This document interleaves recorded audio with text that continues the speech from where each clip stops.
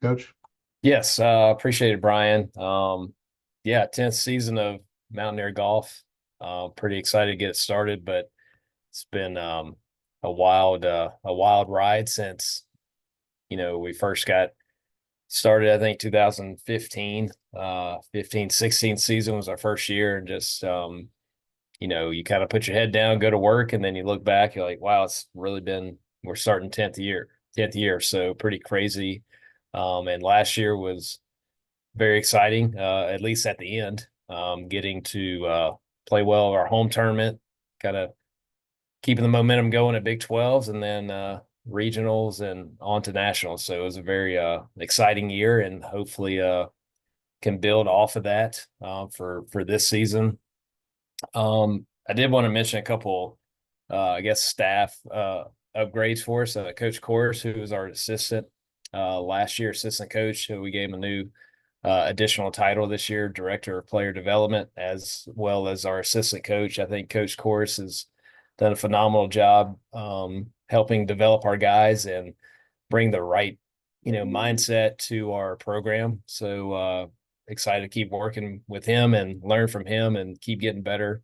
And then our strength and conditioning coach is new to us this year, Chandler Geller.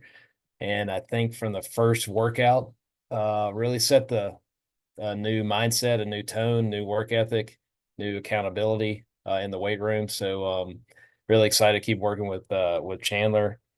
And then we just got done with our qualifying to start the fall. We kind of called it fall camp this year. We did a lot of qualifying, obviously early morning workouts and things of that nature.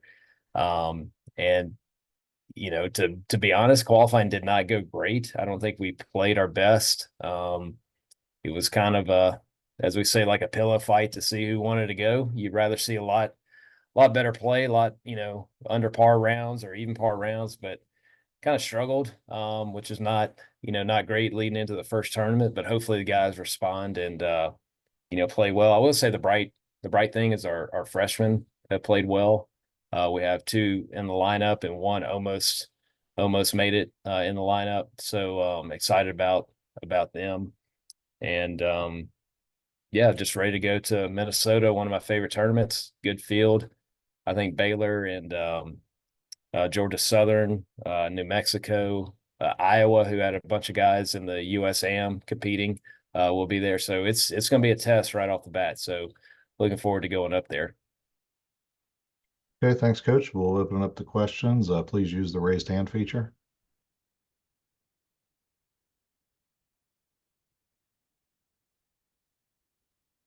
We'll start with Kevin Kinder. Coach, you mentioned getting started again, and after that building process and all the great success you had at the end of last year, is it difficult to readjust the mindset and go back to the initial, stages of building a new team? I know you've got some carryovers, but how much of that does carry over, and is it tough to go back to, oh, we got to go back to the start of the season again? Yeah, it's that was one thing we talked about in our first team meeting was really everything that we accomplished last year like doesn't have anything to do with this year's rankings or results or give us any bonus points. Like that was great. We enjoyed it, but like we have to start building our resume right now, the first tournament and it all starts over. And just because you played good last year doesn't mean you play good again this year. And then I started crunching the numbers as far as I think the easy thing to do is look at our lineup at NCAAs, Big 12s, NCAAs last year and go, oh, well, you got four out of five starters back, so you should be just as good. But honestly, if you look at the numbers truthfully, the production for most of the year was done by people outside of the lineup when it came to postseason play, meaning like um, Will Stakel, Trent Tipton, Ollie Menard, Jackson Davenport. Those are four seniors that carried the load for us most of the year last year. I think they counted for 44% of our rounds counted. And when they graduated, that was a big gap that needs to be filled in. Yes, we had some guys step up late, but they were hit or miss most of the year. And luckily they played good when it mattered the most at the end. But we're hoping for more consistency, I guess, is what we're looking for rather than relying on, whoever's in the lineup. Hopefully they catch lightning in a bottle, so to speak. But yeah, so I think hopefully they understand, yes, we had success, but none of that matters this year. And we lost a lot of production. So we need somebody to step up and fill those roles that our seniors helped last year. Let's go to Joe Mercado. Sean, so who are your five for this weekend? Do you take individuals to this tournament as well, or guys competing as individuals? We're going to take one individual. He's actually technically it's across the street, so it's a totally separate tournament. But as far as the individual, that's going to be true freshman Nick Tarowski, who was very, very, very close to qualifying. Very close. But as far as the lineup, Max Green, who will he's actually coming off a injury to his hand, but he's fine now. But he had to kind of sit out most of the qualifier, but got in the last 3 rounds. So he was a coach's pick. Played really well the rounds he did get to play. Obviously, our best player from last year, he'll be playing. Todd Duncan, a senior who had a good highlight this summer, winning the West Virginia Open, will be in the lineup. Caleb Wilson, who started for us in the postseason last year, a junior. Caleb won qualifying, so he will be going. And then we have two young guys making their first start. Ryan Leach, who is a true freshman out of Virginia, will be in the starting lineup. And then Hugh Donegan, who's a redshirt freshman. He's with us last year. We decided to redshirt him, and now he's getting a start. He played well, really consistent in qualifying. So that's our lineup. So you've got, Max, Todd, Caleb, Ryan, and Hugh will be the starting 5, and then Nick Tarowski, very talented true freshman as well. So technically, out of the 6 that are traveling, 3 are freshmen, 2 true freshmen, and 1 redshirt freshman. So hey, maybe they're the guys that are going to step up. Let's go to Michael Griffith.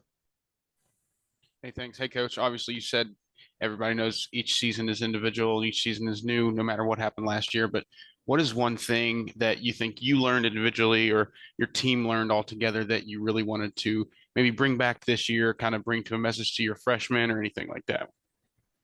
Well, I think really it was just getting back to our core values and understanding like you can't overcomplicate it and there's no shortcuts to success. It's really just kind of boring work and sticking with your core values. And I think we got away from those maybe last fall and early spring. And then we, probably March and April just drew a line in the sand and like, we're just going to get back to, the very basics of what we need to be doing and holding the guys accountable. And then we played good golf, towards the end of the year. So I think that was a lesson we learned is like never get too far off from doing what you said you would do or do what your program wants to be about. And so trying to get back to those core values and keep it very simple and basic and, at times boring, but that's what we need to do. And I think if we do that, learn that lesson, hopefully we don't get too far off track this season. Let's go back to Joe. Sean, the tournament that you've got at Nemacolin, are you guys hosting that solo? Is that a co-hosting opportunity? And how long have you kind of wanted to get a second tournament that's at one of your host courses on the schedule for a while now? Yes, we're excited about that. Nemacolin's been, great to us, letting us practice and play up there. And they've had some college events, maybe Division II events, and so they reached out about wanting to do a Division I event and just see if we could, help out, facilitate that. We're more than happy to do that. And Penn State, which is, from Pennsylvania, obviously they're going to be playing in the field and a lot of Northeast teams. So we're excited to get it off the ground and kind of see what that event can turn into. And then obviously, ending the regular season at home at Pete Dye Golf Club, marquee event as well. So yeah, technically kind of having 2 home-ish events, one in the fall and then one in the spring, is awesome. And we're so thankful to, Nemacolin, to Pete Dye, to the Pines as well, letting us practice and play out there. So we've got a good lineup of golf courses, and to be able to feature, some of those in tournaments is very exciting. Kevin. Following up on the scheduling, it looks like this schedule might be a little bit tougher, one of the tougher ones that you've had. Is that the case? And if so, did the success that you had last year maybe help spark either invitations or getting into a couple more difficult tournament fields this year? Yeah, probably so. We've always tried to have a pretty competitive schedule, and anytime you play in the Big 12, I mean, with Big 12 match play and Big 12 championship, like you can't shy away from, some of the best teams in the country. So, um, but yeah, most of the scheduling's done years in advance. I mean, nothing like football, obviously. I can't tell you our schedule for 2030 right now, but we are working on next year's schedule already. We haven't even played this year yet. So a lot of that was in place. And we do have kind of our favorite tournaments that as long as they'll invite us back, like I'm going to go to those events, and that fills up, 70 to 80% of our schedule. But we did add, some new ones. Some that come to mind, obviously creating the Nemacolin Collegiate would be a new one. Going to Briars Creek, hosted by College of Charleston.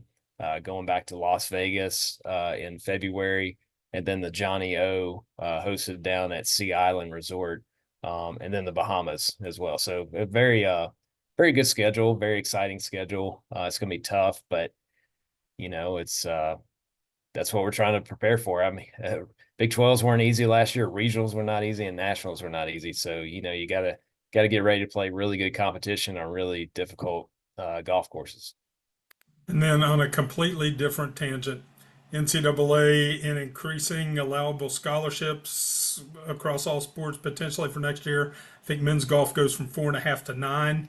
Have you thought about that at all? Funding for that? Obviously, that's a battle. How you address all that, or are you trying to put that off until after this season? Yeah, probably. I mean, obviously you're thinking about it, but I'm really thinking about what I need to pack for Minnesota, and how we're going to do qualifying for Nemacolin, and try to take it one day at a time. And nobody really knows what's going to shake out with the rulings or the new regulations. So it's kind of like when the portal came on, or name, image, likeness came on, or 4-year scholarships instead of 1 year. Like you just kind of, okay, well, it's the next thing that gets thrown your way, and you adapt and adjust. And at the end of the day, the most important thing is your relationship with your players and holding them accountable. All this other stuff, we can figure it out. But if we lose sight of, why you're coaching or how you can make your players better because you're worried about, stuff in the future or stuff you can't control, then you're probably going to have a bad season. So I'm sure Ren and our sport administrator, Ben Murray, they'll tell me what the rules are, and we'll just kind of deal with them once they become official. Greg Carey. Sean, you mentioned trying to develop more consistency, maybe at the start of the year, as opposed to peaking when it matters most. Anything you try to do to ensure that, especially coming off what you said wasn't necessarily the best qualifying? Yeah, I think it's all about getting them tournament ready and not wasting days or wasting practice with a lot of, fluff or whatever. It's like really all about competition and getting the golf ball in the hole, and doing a lot of qualifying or making practice really competitive, make it matter. So that way, when we get to Minnesota or Nemacolin and Big 12 match play and so on and so forth, like when we hand them the scorecard for the tournament, they're like, yeah, I've already done this 20 times. Like I'm used to just trying to find a way to get the ball in the hole, rather than, what does your swing look like, or what do you want to work on today, or let's go have fun at practice. Like, no, like we just can't waste time, and we got to make it competitive and hand them scorecards and just learn to, get the golf ball in the hole. And so I think that's what we're going to try to do to, make them tournament ready. So that way, we're not, waiting to figure it out on the golf course, because we've already had to do that in qualifying so many times. Coach, that looks like all the questions for today. Thanks to, I'm sorry, Kevin has one. Sorry, I couldn't resist asking about, you've got the framed NCAA scorecard photo there behind you. Obviously a big point in the progression of this program. Are you seeing benefits from that, say, in recruits that you're talking to now for the future? I know usually those things are a year or two out, but in addition to the scheduling that you mentioned on recruiting and interest in the program up a little bit? Yeah, I think so. But it definitely doesn't change what we look for in recruiting. It just might change who answers, the phone maybe a little bit more, but all those names that you see back there on the board, like they helped us achieve greatness, and those were the kind of kids we were recruiting, what, 5, 6 years ago, maybe even. So I don't think our DNA is going to change a whole lot in what we look for and what's going to work at West Virginia, and the type of kid that's going to have success here, and that's our goal, to kind of select who we think will have success here.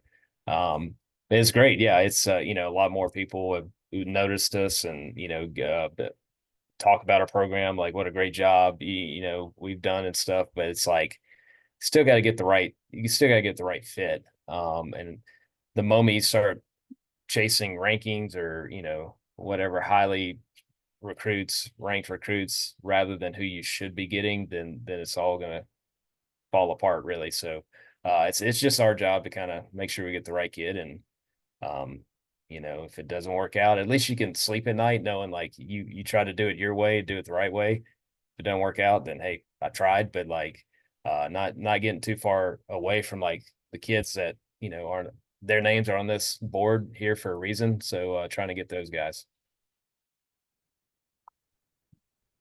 Okay, any other questions for Coach? Thanks everyone for calling in, Coach. Best of luck this weekend and throughout the season. All right, let's go Mountaineers.